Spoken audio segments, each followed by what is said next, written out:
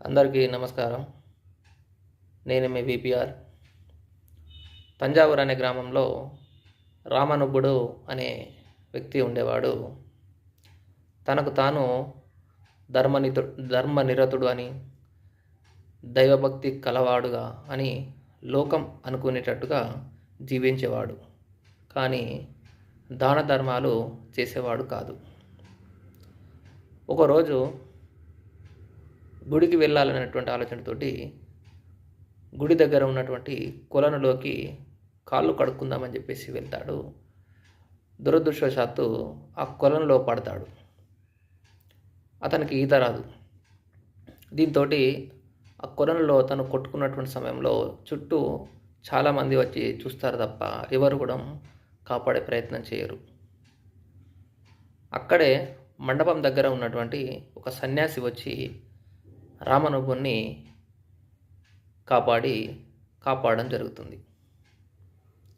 తర్వాత స్పృహలోకి వచ్చిన తర్వాత తనను కాపాడింది సన్యాసి అని తెలుసుకొని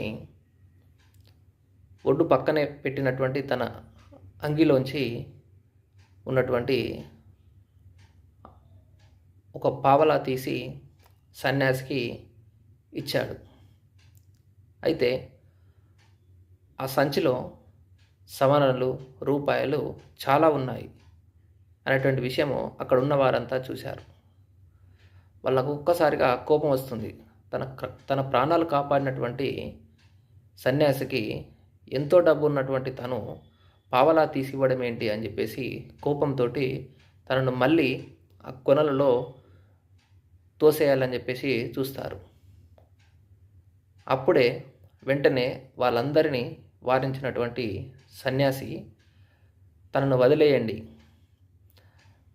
తన విలువ ఎంతో అంతే ఇచ్చాడు కాబట్టి తనను వదిలేయండి అని చెప్పేసి ఆ యొక్క సన్యాసి చెప్పడం జరుగుతుంది. అంటే మనిషి విలువ ఎంత అంటే తన పావలా దాని యొక్క ఉద్దేశం.